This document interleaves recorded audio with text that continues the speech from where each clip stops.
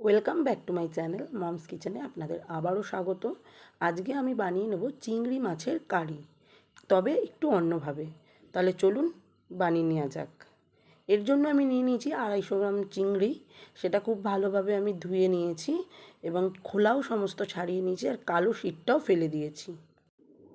এবার নিয়ে নিয়েছি একটা বড় সাইজের পেঁয়াজ, একটা ছোট টমেটো, 4 কোয়া রসুন, 2টো কাঁচা লঙ্কা আর 1 থেকে 1.5 ইঞ্চি আদা।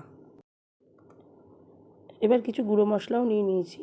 1 চা চামচ জিরের গুঁড়ো, 1 চা চামচের একটু কম ধনের গুঁড়ো, 1 চা চামচ আমি কাশ্মীরি মির্চের গুঁড়ো নিয়ে নিয়েছি, 1/2 চা চামচ আমি হলুদ গুঁড়ো নিয়েছি, লবণ স্বাদ অনুসারে নিয়েছি, আর 1/3 চা চামচ আমি গরম মশলার গুঁড়ো নিয়ে নিয়েছি।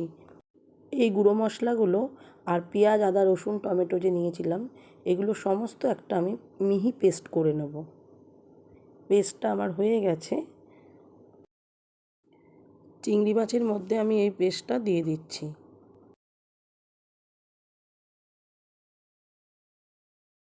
আর দিয়ে দিচ্ছি 2 টেবিল চামচ টক দই, আর 4 টেবিল চামচ আমি সর্ষের তেল দিয়ে দিচ্ছি।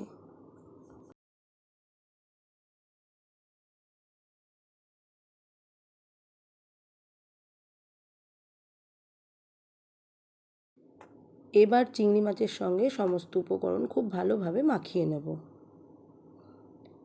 ভালোভাবে মাখানো হয়ে গেছে। এবার আমি 15 মিনিটের জন্য রেস্টে রেখে দিলাম।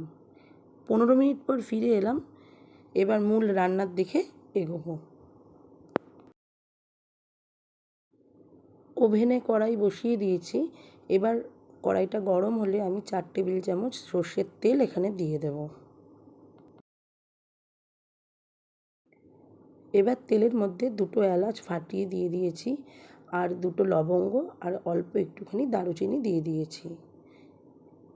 এবার ফোড়নটা হয়ে গেলে তার মধ্যে ম্যারিনেট করে রাখা চিংড়ি মাছটা দিয়ে দিলাম।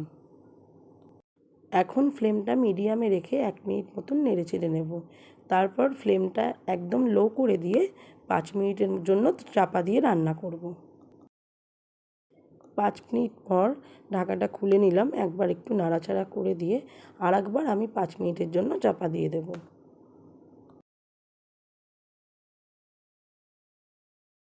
5 মিনিট পর আবার চাপাটা খুলে দিলাম। এবার দেখা যাচ্ছে একদম জলটা টেনে গেছে। এবার আমি এটা একটু ভাজা ভাজা করে নেব যতক্ষণ না তেল বেরিয়ে আসছে। দেখা যাচ্ছে তেলটা বেরিয়ে এসছে। এবার এর মধ্যে আমি একটু চিনি অ্যাড করে নিচ্ছি। 1/2 চা চামচ চিনি দিয়ে দিলাম, কেননা এতে টক দই আর টমেটো রয়েছে, সেই টকটা ব্যালেন্স করার জন্য আমি এই চিনিটা ব্যবহার করলাম। এবার কিন্তু মশলা সমেত চিংড়ি মাছটা হয়ে গেছে। এবার আমি এখানে অল্প পরিমাণ জল দিয়ে দিলাম। এবার জলটা ফুটে গেলে 1 থেকে 1.5 মিনিট আমি ফুটিয়ে নেব। এখানে আলোর প্রবলেমের জন্য কালারটা একটু চেঞ্জ দেখাচ্ছে,